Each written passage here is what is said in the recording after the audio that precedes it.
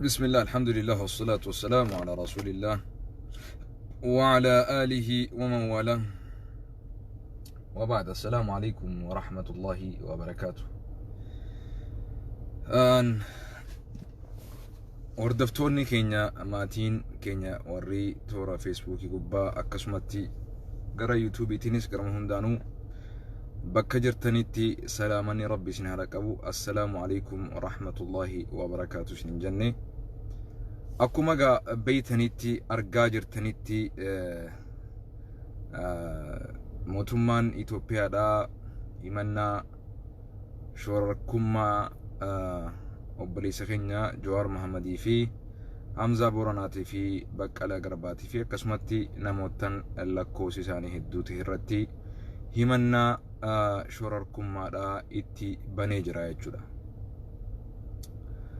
garumo nuti qabataman onni qabnu mootummaan Itoophiyaa guutumaa guututti jalarraa haga gubbatti akka shoorarkeessitoota tahan akkasumatti Dr. Abiy mataa isaatilleen hoogganaa shoorarkeessitoota akka tahe akkasumatti mootummaan isaatu terroristii shoorarkeessaa takka ashabbaarii akka tahe ragaa ifaan ifatti qabatamaa tahe qabannee dhiyaannee jirra. Eega gartee Dr. Abiy angorratti dhufanii as masjidni 35 irraa haga 40tti akka barbadaawee akka jiifame akka gubatee akka gartee hin jaaramne khariiqa dhorkamees hedduudhaatu jira jechuu. Ha gubatee fi kan diigamee fi kan gartee jaarmeenii isaa akka hin jaaramne hin xumuramne taasifames hedduutu jira jechuudha.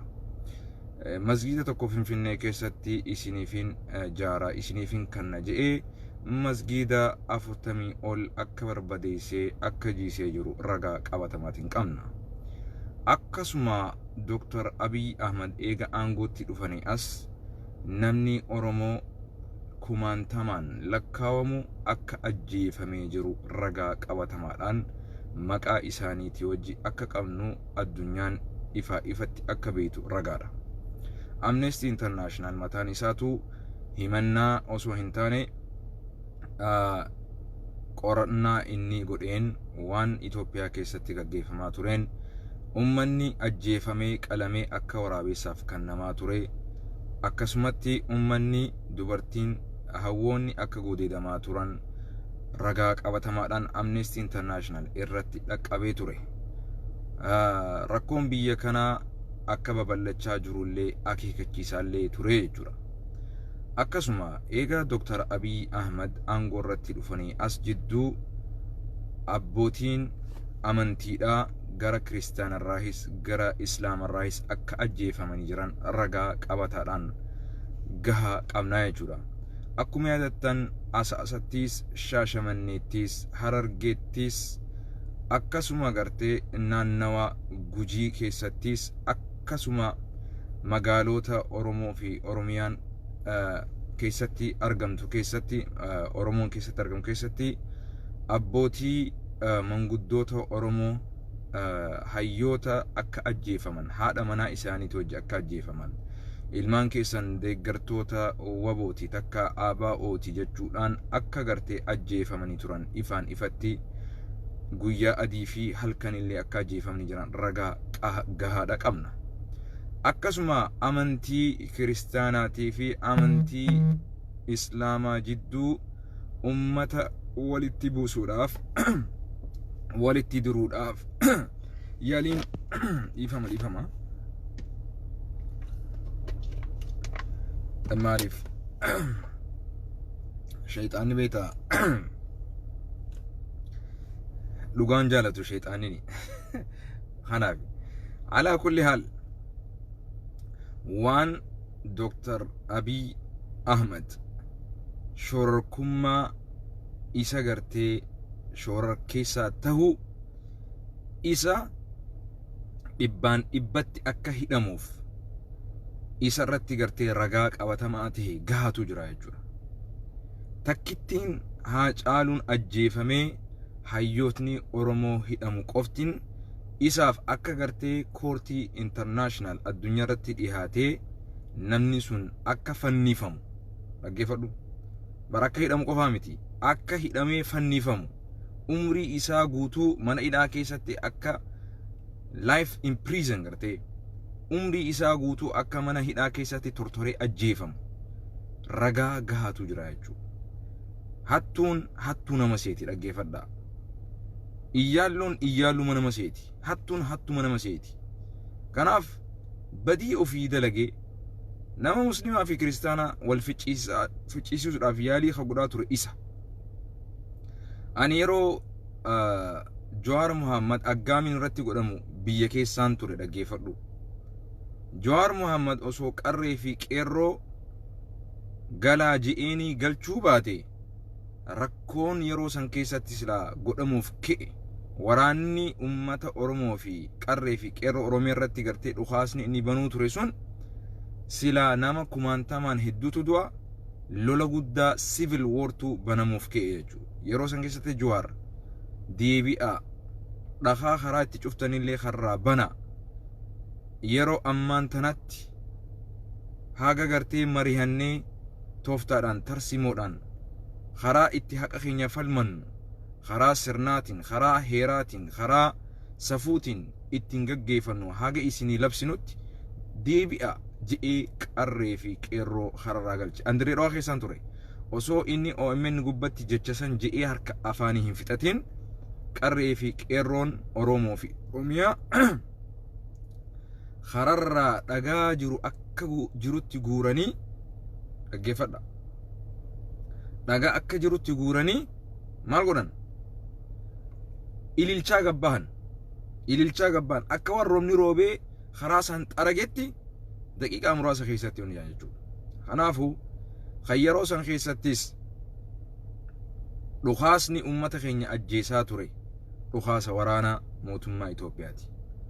Ashabbaariin terroristiin shororkeessaan arrallee boorullee Dr. Abiy Ahmed akkasuma kaabinoota isaatii fi mootummaa isaa caasaa isaa jalarraa haga gubbaati dhaggeeffadhu. Kanaafuu ragaa qabatamaa qabna. Kiristaanaa fi muslima namni walitti buusuu barbaade isa, namni manguddoo fi mangudditti ajjeese isa, namni qeesii fi sheekillee ajjeese isa, namni masjidan akka gubatullee masjidni gubatu isaatiif hin balaaleeffatin dura hin dhaabbatin ummata nafxanyaa masjida gubee shubbisu ummata san hin hiine adabaaf hin dhiheessine ummanni sun akka qoratame hin taasisne. Ashabbaariin duba eenyu yeroo kanatti duba mee isinummaanuu hukmii keessan godha ragaa bahame isinummaanuu. Namni Oromoo kumaantamiin dubartii yeroo ammaa tana keessatti wallahi thumma wallah haadhawwan biyya keessa jiran wallahi sodaa isaan qabayoon isinime yaa rabbi yooma mootummaan OPDO kun biltsiganna mana nutti seenee wallahi dubartii teenya no harka gudeeda wallahi riibadhanii jiran hawwan keenya abbootiin keenya yoomuma waraanni mana cabsee nutti seenee ilmaan keenya dubartii tana nu harkatti gudeeda wallahi hirriba dhabanii jiran. Sitti kijibaan jiru hagas takka namni terroriste shororkeessaa jechuun nama gartee humnaan qabeenyaan qawweedhaan waan qabuun nama shororkeessuutu shororkeessaadha. Ummanni keenya they have been terrified, they have been terrorized. Ummanni keenya sammuun isaanii shororkeeffamtee jirti. Jireenyi isaanii irratti shororkeeffamee jira. Namni daldalaan tokko gabbehee namni hatta saambuusaa gurguru. Bar saambuusaan silaa daldala gartee irra guddaa hin taane irra xiqqaatimi. Namni saambuusaa gurguru wallahi waraana Itoophiyaa irraa sodaa qaba. Saambuusaa gurguran qarshiidhaan isaan gurguran san mootummaan waraanni mootummaadha saambuusaas irraa fudhatee nyaatee qarshiin saambuusaadhaan gurguran san irraa fudhachaa jira. Yoo kuni shororkeessaa hin taane hiikaan shororkeessaa maal jechuudha du'a. Telefoona moobaayilaa namni tokko qabatee gabbahu sodaatee jira. Waraanni yoo telefoona moobaayilaa tokko si harkatti arge arraan tana biyya Oromiyaa keessatti waraanni qawwee si qabee yoo diddeessitumee sirraa fuudhe jechuudha. Duba shorar keessaa eenyu? Waraana Itoophiyaatii fi hoogganaa Itoophiyaa Dr. Abiy Ahmed. Masgidan 40 oltu barbadaa'e, masgidan 40 oltu tujiifame kan gubatee fi kan barbadaa'e. Duba kana kargodhu eenyu? Mootummaa Itoophiyaatii fi Dr. Abiy Ahmed. Shorar keessaa eenyu? Abiy Ahmed. Qeesiitu takkaa seenaa Itoophiyaa keessatti mootummaan qeesii ajjeese kan kana dura dabre ani hin dhageenya kana asirratti. Garuu mootummaa Abiy irratti qeesii ajjeesan jechuu yeroo duraatii fi mootummaa Abiy jalatti dhagee jechuu. Eenyutu shorar keessaa duba? Dr. Abiy Ahmed shorar keessaa. Dhaggeeffadhu. Dubartii eenyu gudeetu jira? Dr. Abiy Ahmedii fi waraana isaati. Eenyu shorar keessaa? Dr. Abiy Ahmed. Walii galaami. Nama kumaantamiin ajjeefama kana eenyutu itti gaafatama? Shorar keessaa Dr. Abiy Ahmed. Qeesota du'eef eenyutu itti gaafatama? Shorar keessaa Dr. Abiy Ahmed. Masjidoota diigamaniif gubataniif eenyutu itti gaafatama? Shorar keessaa Abiy Ahmed. Dubartii gudeedamteef eenyutu itti gaafatama? Shorar keessaa Itoophiyaadhaa Abiy Ahmed. Sabaa sablammoota Itoophiyaadhaa kan walitti bu'eef eenyutu itti gaafatama? Shorar keessaa Abiy Ahmed. Dhaggeeffadhu. Shorar keessaan eenyu? Abiy Ahmed je'iti namuu Facebookii keetirratti shorar keessaan Abiy Ahmed je'ati barreessa.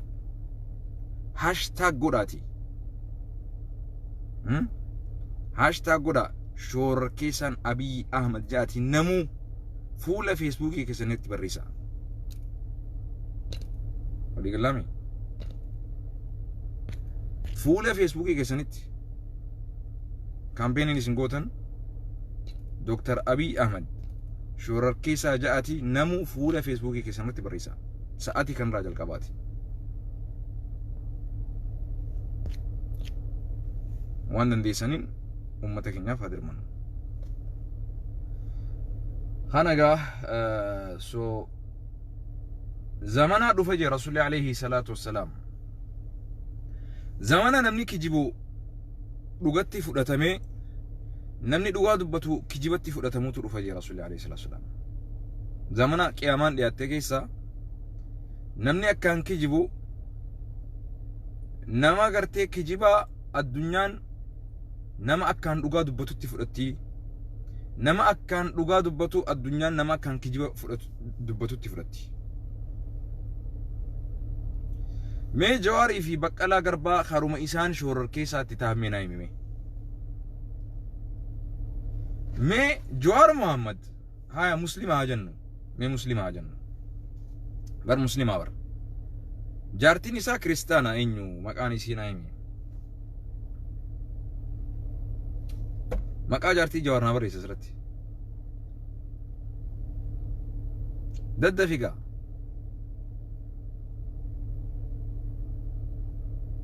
Maqaa jaartii Jawaar hin beektotis.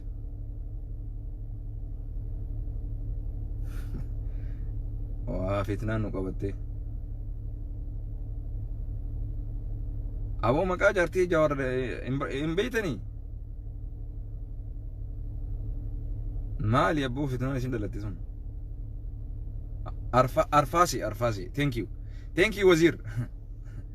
So Arfaaseen intala Oromoo qulqulluu Booranaati. Amantiin isii amantii kiristaanaati jechuudhaan dhagee. Isirraa hin dhageenye dhageeffadhu. Osoo Jawaar silaa dhageeffadhu. Finxaaleeyyii amantii silaa osoo ta'e finxaaleeyyii beektaa extreemas jennaan. Finxaaleeyyii amantii silaa ta'e Jawaar duraan dursee Arfaasee akka isin islaameetu godha silaa. Amantii isii waliin kabaje oromummaa isiitii fi amantii isiitiis kabajee eenyummaa namummaa isii kabajee akka nama tokkotti kabajee fuudhee waliin jiraate. Osoo silaa amantiin isaa shororkeessuu isa barsiiste jaartii isaa tan kiristaanaa shororkeessa ture silaa dhaggeeffadhu. Jaartii isaa silaa shororkeessa amantiin islaamaa shororkeessatti isan barsiisne ree walii galaami. Nama jaartii isaatu hin shororkeessinitu Itoophiyaa guutuu shororkeessaa gisee ate jattu. Sammuun kee fayyaas hin qabu. Tak Jawaar Mohammad Islam, Baqqalaa Garbaa Kiristaan. Mee asumattu dubbii ilaala. Isaan lamaan akkamitti amantii lama walitti buusan? Isaanu amantiin isaanii adda addaan ta'anii walii galanii wal danda'anii waliin jiraachuu jiran. Baqqalaa Garbaatii fi Jawaar Mohammad. Does it make sense? Ummanni lamaan kun amantiidhaan biyya shororkeessan gisee jaamu. Dura formulaa maaliif hin tolfanne? Dura bara namni tokko formulaan isaa sirraa'uu qaba dura. Himannaa kee duratti wanni ati himattu sun yoo hin sirroone rakkoo guddaadha. Dhaabadhu bara. Walii galaami. Baqqalaa Garbaa Kiristiyaana. Jawaar Mohammad Islaam. Mee guyyaa kam Jawaar Mohammad amantiidhaan ummata kiristaanaa fi ummata islaamaa walitti buuseme?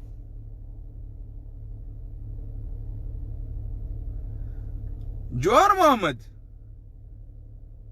amantii isaa guyya tokko dhaabbatee amantiin an qabu amantii tanatti amanaa je isaa da'awaa godhu dhageessanisin.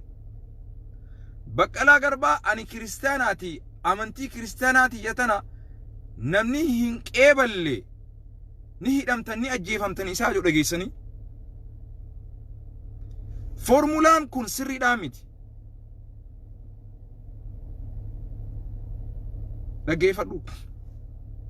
Kanaafuu osoo amma koortii waliin dhihaanne bar mee Baqqalaa Garbaa kiristaana bakka haa bu'u, mee Jawaar Mohammad islaama bakka haa bu'u. Akkamitti waliin dalagan duba jarri lamaan kun yoo islaamumaa fi kiristaanumaadhaaf walitti dhufan jarri lamaan kun? Baqqalaa Garbaatii fi Dr. Maraaraa fi Jawaar Mohammadii fi Hamzaa Booranaa jarri afureenuu amantiin isaanii islaamaa fi kiristaana. Garuu dhaaba tokko jalatti waliin hogganaman waliin hojjetan. Akkamitti amantii lamaan gurguddoo Itoophiyaa keessa jirtu islaamaa fi kiristaana walitti buusan duba? Isaan dura maaliif walitti hin bu'in? Namni amantiidhaan ummata walitti buusu jiru. Amantii islaamaatis tan kiristaanaatis lamaanuu isaan lamaanuu tokko kiristaana tokko islaama. Isaan walii galaniitu deemu jiranii.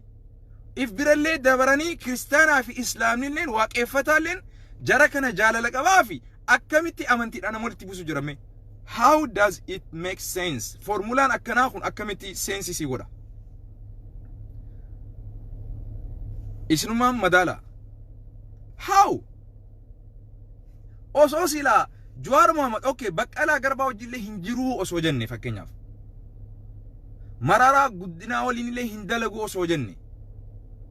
Namtichi kuni osoo kophaa isaa dhaaba tokko akka kaleessatti fakkeenyaaf kophaa isaa kan bombahee galu osoo ta'e namtichi kun Jawaar Mohammad maqaan isaatis Muhammadii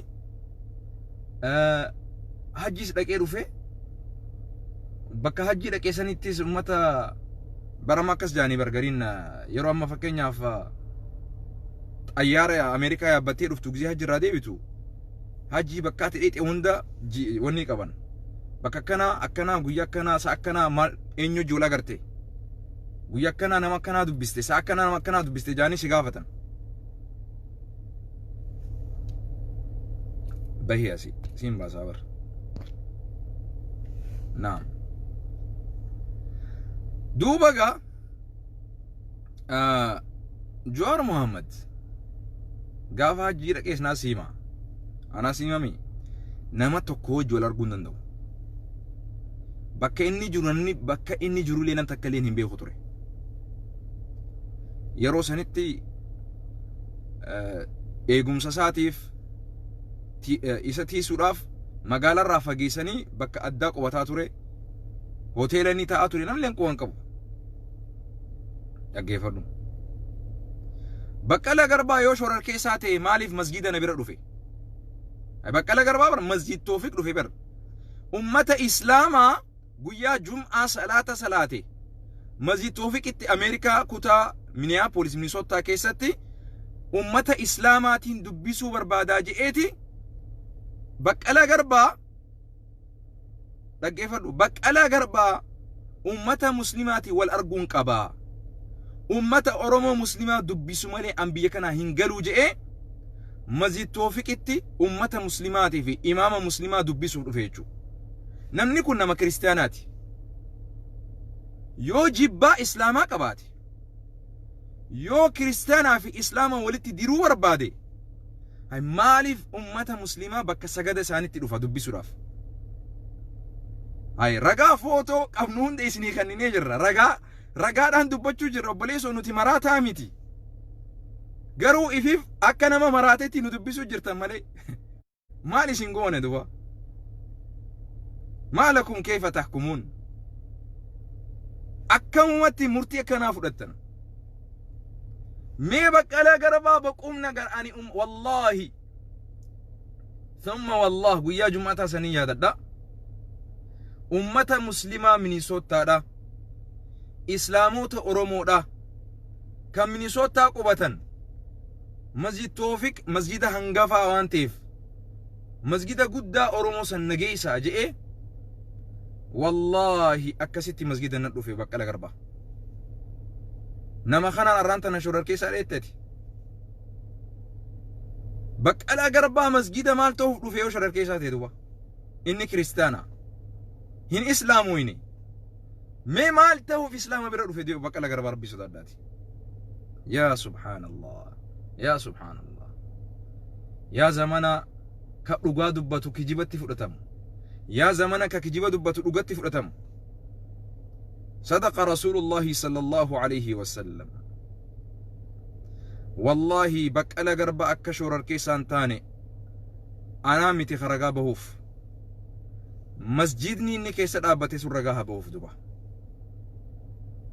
Masjidni inni keessa dhaabbate waajirri masjida inni keessa dhufee taa'ee Qur'aana afaan Oromootii fi afaan Ingiliffaatiin harkaa qaba ture. Ka afaan Oromoo niin qaba ka afaan Ingiliffaa kana naa kenninaan jee. Dhaggeeffadhu. Ka afaan Ingiliffaatiin kenneef harka kiyya.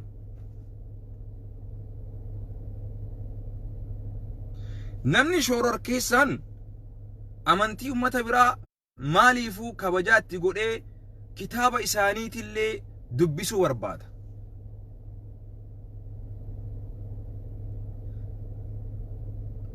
يا سبحان الله يا سبحان الله يا سبحان الله.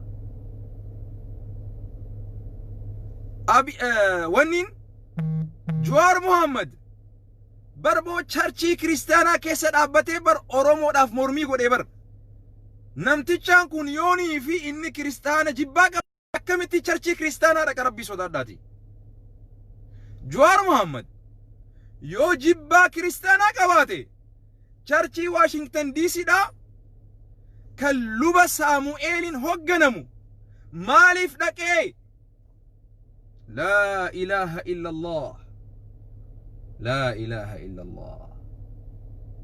چرچی كريستانا كيسا دابتيتي أورومو داف للبي أورومون أمنتيران أكوال هنقودني shira ummani nafxanyaa Oromoo irratti amantiidhaan addaan nu baasuudhaaf maqaan isaa Jawaar Muhammad qofa waan ta'eef islaama waan ta'eef Oromoo bakka hin bu'u inni muslima bakka bu'u qofa jedhanii maqaa shororkeessummaatiin himannaa guddaa Ameerikaatti irtibaanaan akkasiif rabbiin fashaleessee duba. Jawaar Muhammad charchii keessa dhaabbatee Oromoo fi Oromiyaadhaaf dhugaa Oromoon qabdu falmaa ture duba. كبجا دكون أمتا كريستانا في كبجا إنك أبوتو churchi illee jibbinsa churchi illee hin qabu jechu nama tokko jibbinsa isaa yoo qabaate bar saree namni qabullee bar jalatti hin dhiistu bar sila baqqala garbaa masjidatti na dhufe Jawaar Muhammad churchi kristaanaa Washington DC jiru kan luba Saamu'eelin hogganamu achi dhaqee achi keessatti Oromoo fi Oromiyaadhaaf sagalee ta'e achi keessa dhaabbatee dubbate jechu يا أخي نمني فياك أبو مراتر أمني كن أسو كجيبة سلا بر كجيبة أكمل الزنا وتلي ولتي فكيسني بر قاري بر سلا بر من الزنا وين بر الرئيس مارتي أو ربي صداتي أبو من لسمو بر همين إساتي ولين نمتي كيرك أرماك أبا قرا همينيتي همين كان كفكاتو فكيسا بر ونين من الزنا وين بر أمني هقوم من الزنا واللي ولا التبر لا حول ولا قوة إلا بالله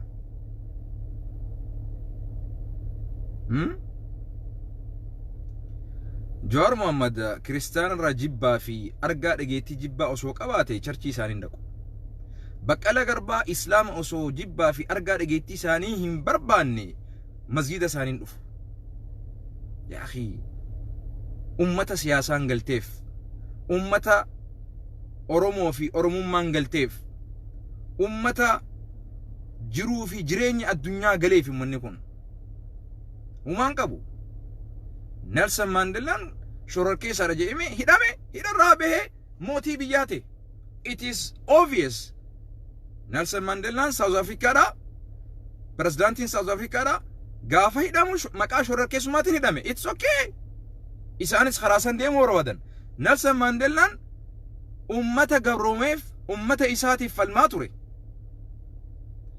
وان برا همنا وان اتهمان رباني مكا شركي سماتين همنا الدنيا قطن حتى إنجليزي في أمريكا لين أكني شركي ساتي إرت رقاباتي ترتي قرو بودر رقادان انجفتي بلچا ساوث أفريقيا تيجو سيغلامي